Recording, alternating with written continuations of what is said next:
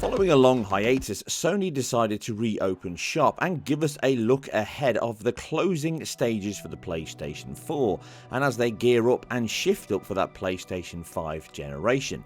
So let's talk.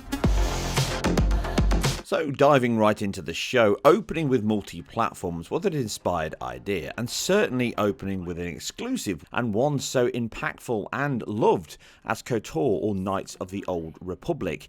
The game has many firsts, obviously being based on the very old early 90s Star Wars Tales of the Jedi comic books. These really reinforced and went back thousands and thousands of years to expand on the lore of the Star Wars universe, and certainly the Jedis and the Sith. These were then turned into a Dungeons & Dragons title, effectively into video game form, which is exactly what Knights of the Old Republic became.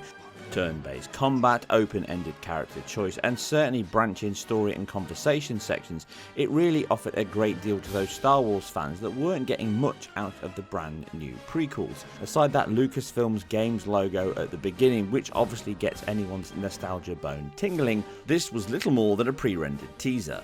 A remake, a remaster, call it what you will, these things always have a level of variation between what they offer and what they do, but one thing is clear. This will be one that many, including myself, will keep their eyes peeled on, but right now, apart from a little CGI trailer, there's not a lot to go on. I'm not a big fan of these get hype for something down the line CGI trailers, and this falls into that category. They did speak about what they would do post-show, but it was very little in that conversation. That could be a complete remake, it could be just remastering all of those assets with additional elements put in, or a combination thereof.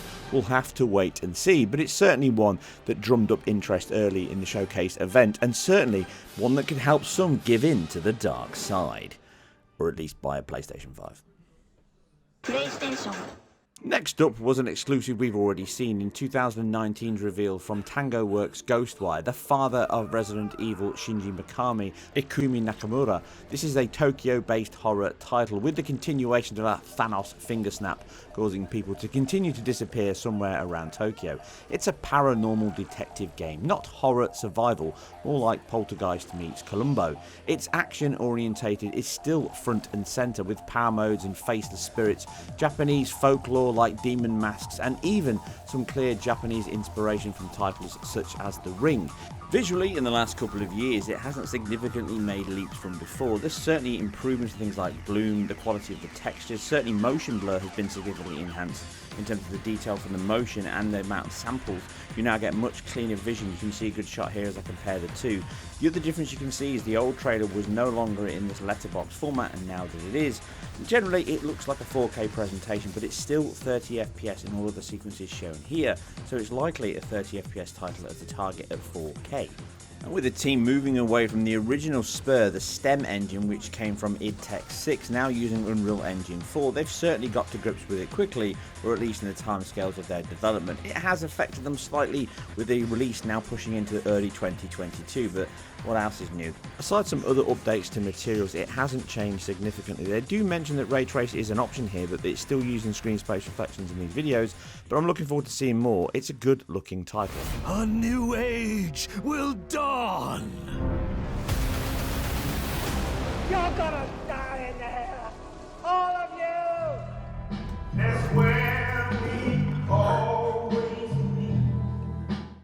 Well, it wouldn't be a Sony event if Insomniac Games didn't turn up. And it wouldn't be Insomniac if they didn't turn up with two games. Yes, they came back with Wolverine, which I'll touch on at the end of this section, and obviously the reveal of SpiderMan 2. Shock horror, we never thought that would land, did we? Well, obviously this will be a PS5 exclusive, almost certainly with a release target of 2023. We've now gone beyond even the following year and into the 2023s, but it obviously looks impressive already. It's using the same engine, and this is PS5 footage at 30 FPS at 4K, and obviously they've improved everything. So things we saw in the previous releases being patched back in, some much better ray trace reflections, or at least at the same quality they now are in the standard version, but most likely they're still working on improving those even more. They're using that machine learning based deformation and muscle deformation on the suit itself, and just briefly comparing this against the PS4 version, you can see improvements in visual quality from the textures, the assets, the shadow materials of the suit itself, and the design, not just that resolution bump. Now remember, this is early days, but obviously they can do a lot more with these things and ramp them significantly because now the PS5 is the base. And this means other modes such as that 60 and 40 FPS mode we saw in Rift Apart. Obviously Venom joins the party and that will be impressive. Most likely they're going to use a co-op or 3-player option online to play the single player online, or maybe there's going to be quite a lot of online components by using those 3 characters and others in the title. But the enemy isn't Venom, that much is obviously clear. No, he's Russian and obviously Kraven the Hunter. So this is obviously merging some of those storylines from the Spider-Man comic books, and I look forward to seeing more on this title, but it is a long way off, and I'm pretty sure this is just an in-game cinematic they've designed to show off the game itself. More than likely, this sequence will not even appear in the final game, but I think Insomniac have shown receipts time and time again. Whatever they make, it will be incredible. One who could even beat me. And that brings us back to Wolverine, which is one of my personal favourites from the Marvel Universe. It's probably the best character from them, in my opinion. I'm not a big fan of superheroes at all. In fact, I'm not a big fan of a lot of these comic books and films that are out at the moment. They're kind of swamping the cinemas and everything that goes on with them. But overall, Wolverine is one that has a lot of legacy. It's a great character, and certainly with the spur-off storylines with Logan, could really deliver great stories. So I hope it's a very different title to what we saw from Spider-Man. I'm pretty sure it will be, but the risk here is they try and make it an open world game. There's obvious areas where they could do that. Obviously, that he rides a motorcycle, so that means he can ride around everywhere and go anywhere.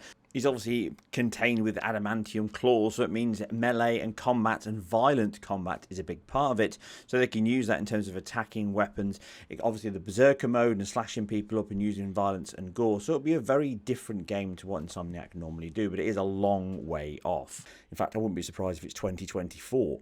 So it's a reveal to show that they are working on another game in the Marvel Universe. My only gripe here is obviously Insomniac not becoming a Marvel Universe machine and not having their creativity levels stifled so that they can start new IPs and get their claws into something new.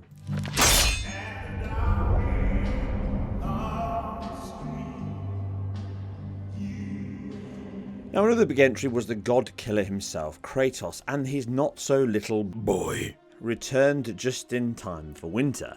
Ragnarok is the direct sequel to the 2018 massive hit reinvigorated Norse saga of the angry man from Athens, and I did see some reactions online to this as not being such a huge leap up from the last, still same impressive game. Now first things first, as I said with Horizon Forbidden West, cross-gen games always happen, but when the originals were already so bloody incredible, then some core restraints remain when it still has to run on 10-year-old hardware. Just think about the update that everyone was happy about with 2013's The Last of Us once it came out the year later on PS4, and it really offered nothing more than a higher resolution and 60 FPS. This game is in the exact same boat, and everyone was happy with that. But fundamentally, there are other things they could add to the PS5 that we don't even know about yet, but I'll get to that at the end of this video. One of the main reasons I've known about this game for a while from contacts over a year ago, but it was no secret it was coming, but it did start development even before God of War came out. It was intended to land this year, but it has slipped into next year for obvious reasons I don't need to reiterate, and as such, it started life before the PS5 was even final. It will, and clearly does use, the exact same engine, many similar assets, and even more. There's nothing new here under the sun. I mean, back to the olden days. Off the top of my head, I know a game such as Rally X uses the exact same board of construction that Pac-Man used in 1980. That's a Namco board. So this is how long these things have been going on. There's nothing new under the sun. It's just intelligent workflows. The game still looks incredible, but the base PS4 did also. Now improvements are here though. From the base PS4's resolution is now increased fourfold to 4K, and obviously it has a 60 FPS option in there, likely with dual modes again, but it does appear from this trailer to also offer a 4K 30 option, which is not using checkerboard from my quick counts. This improved IQ, even over the BC boosted PS5 version, offers a much better IQ with no checkerboard artifacts present now. You can see it when I'm zooming in here. They're nowhere to be found in this footage, and it is 4K from all my counts. I didn't go through the whole trailer, so I'm not saying it doesn't have a dynamic solution, but generally this is a 4K feed. This increase in pixel count helps all the details from textures, hair and alpha elements, with dithering being significantly less and far more stable in movement. Another increase stems from effects such as the snow deformation looking more refined here, as does poly budget in fact, with Kratos' head being closer to that perfect dome we all know and love, and less like a 50p piece. Now, other general improvements show from better and more stable shadows in combat, excellent LOD on long views ahead, which I'm sure will be one of the big cutbacks we'll see on the PS4 version. And it's all accompanied by that same striking art design of the Santa Monica team, imaginative creatures and that deep well of Norse legacy to draw from. Now, like all these games, this will also land on the base PS4, and the big test will be when we get to compare those with this one. All of a sudden you'll notice all of the things that have been reduced on that, and I'm sure that this discussion will then shift again the other way on how much better this PS5 version will look over the PS4. This is likely another 12 months or so from now until we get to see the release anyway. So this 30 FPS 4K option could actually end up with features such as ray trace shadows or even GI to significantly enhance and use more of the hardware and that visual impact of the title. But it's early days on the actual final quality of the title. I mean, this is obviously into the alpha stage at least, if not beyond. As a fan of the title, I'm buzzing to see what comes from the next God of War, as any reasonable fellow would. You seem like a calm and reasonable person. Are you a calm and reasonable person?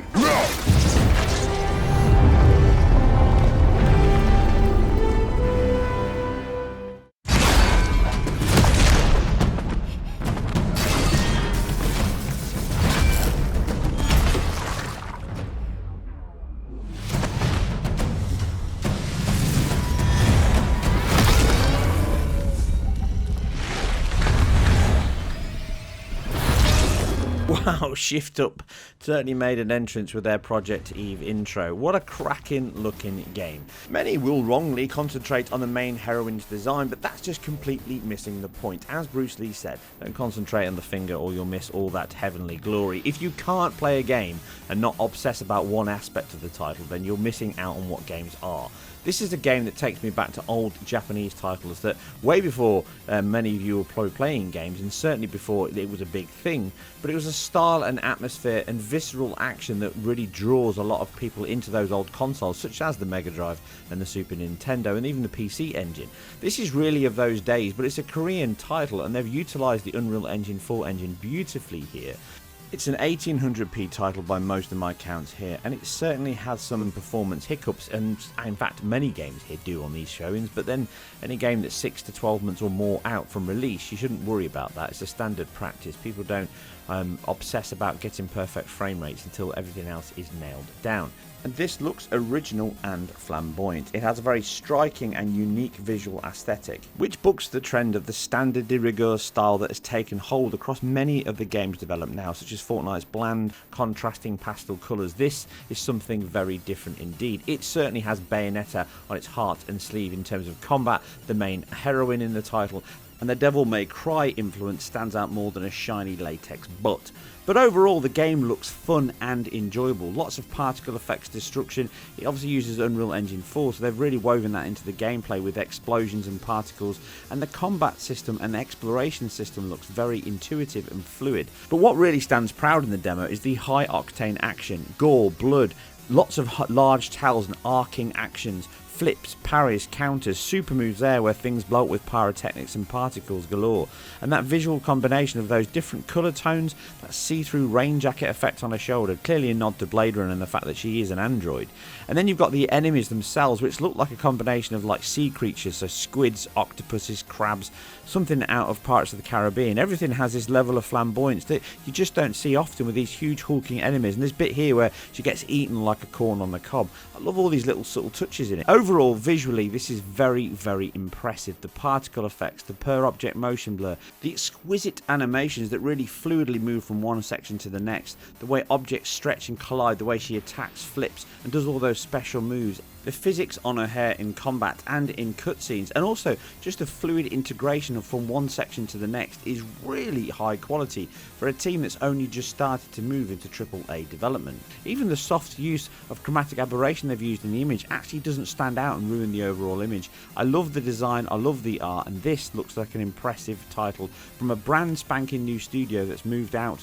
I think online mobile titles and stuff are now going full AAA. They've certainly made a big and bombastic impact here with attitude and art and style that really stands out from the crowd, and I cannot wait to see and play more of Project Eve.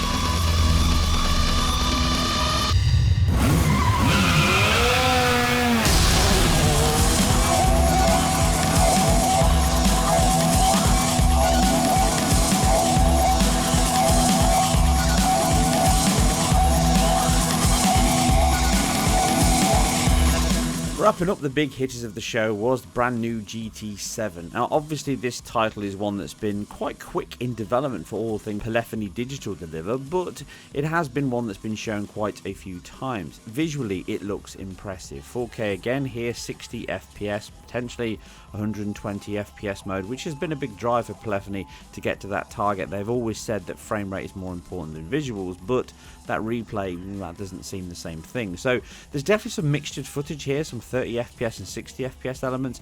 There's definitely improvements and changes here. The ray trace reflections are of a better quality. They're very confident now in terms of showing them off. They've got much better details in terms of the assets, the materials, and obviously that geometry level. It's sky high. It's always been high in this title, so I'll be very interested to see what that delta is between the PS4 and the Pro versions, and obviously the PS5 version here. It does look impressive.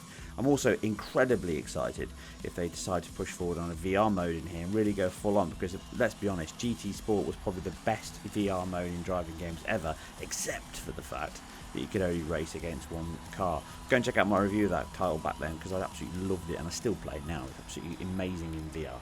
The ray trace and visual quality overall is very, very good. Like I say, 4K 60 FPS, 120 FPS modes as well without ray tracing most likely. But those ray trace reflections look absolutely cracking. They're obviously lower resolution than 4K, reconstructed with looks like a checkerboard solution here in the image. But overall, that's the right thing to do. You keep the resolution high on the things you see day to day, which is driving the game, the cars, everything in the world, and reflections which you're only going to see as a passing glance or as things whiz by with motion blur wrapped on top. You don't need to waste all that power by drawing those at 4K. Running a game at 4K 60 FPS with ray tracing turned on is not easy, even on a console as powerful as the PlayStation 5. So they're making the right choices here to compromise certain elements. You can see some of the assets are lower quality, some of the areas of objects you're not going to pay that attention to. It's all about the cars and those beautiful replays, which still stand up on the PS1 today. It's one of the best looking titles of that generation because replays was such an important part of it. And I love the nods and winks to the original PS1 title in that intro sequence, and they're bringing a lot of those elements back from the previous titles in the generations and the series. The only gripe is that online mode, just like GT Sport, where you need to have an online connection to download it, which I'm not a fan of at all. Offline modes all day, every day. Do not force people to log in and be online at all times. That's just a silly thing to do. So that's my one gripe that I have seen since this reveal was done. But overall, I'm always excited to play more Gran Turismo. Just, if you're not going to make Tourist Trophy 2, at least stick that into the game and give us some bikes, because then that would make it the icing on the cake for me. I know I keep saying it, but I love me some bikes much more than cars, and this is the best car title out there. And beyond this, there wasn't much else to talk about. Uncharted there got its final release. They've managed to get that 60 FPS mode into a pack that they can sell to you again on the PS5 and the PC, which is obvious. It looks like it predominantly is an updated version, so it's the same game at 60 FPS, and resolution doesn't seem to be 4K on this particular footage, but that might be something to do with the footage they've released out. I don't know. At this point, I'd be amazed if they didn't bump it up to 4K and 60 FPS. If they could do 1440p on the PS4 Pro, are pretty much a locked 30. So let's see what comes out of that. I'll definitely be looking to see it because I love Uncharted. I think it's a cracking game, and Uncharted 4 is one of the best in the series, as is Lost Legacy. It's a cracking title. And then for me, that was pretty much the highlights of the show. There wasn't a lot else that really got my interest, so not a lot of things after that floated my boat. So Vampire Masquerades, kind of an extenuation of the fact they're rebooting the game, so they've made an online mix between Thief and Splinter Cell and Watch Dogs, but with none of the charm. That didn't float my boat. The Marvels, like I say, I'm not a massive fan of it, and unfortunately IDS Montreal are kind of stuck in this Marvel machine, as I mentioned about Insomniac. I don't want them to become that kind of machine here, and this Guardians of the Galaxy doesn't look good to me at all. It's totally not my thing. The art style is exactly what I want about, with Project Eve. It just looks boring and dull, and like many of the titles that we keep seeing. And then those other titles like Cheer, which has got a decent art style. It's a different game. Not for me. I'm an old man now. I'm not going to be playing games like that. Maybe 40 years ago or so, I would have been playing those when I was a child, but not now. They're not for me. And that's fine. That's absolutely fine. There's a lot of things here in this kind of showcase about getting a diverse selection of titles so that you've got something to pick from a smorgasbord of games and keep people in that PS5 ecosystem. So there's always something here to interest somebody at different age groups. And I think they managed to do that again.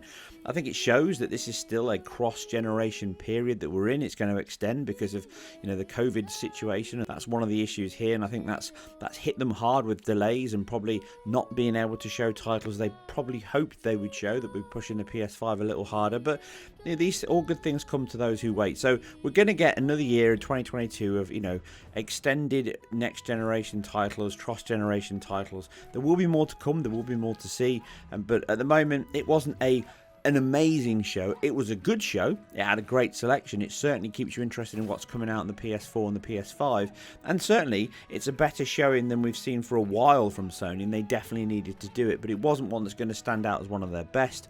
But it certainly has many titles here, I hope, that I've shown and covered. Maybe other ones that you thought I should have covered, but you can put those in the comments down below and we can talk about those at a later date, what you thought. But at least we've got more to salivate over as we head in towards that Christmas period and into 2021. Sorry, 2022. I'm losing my track of years already.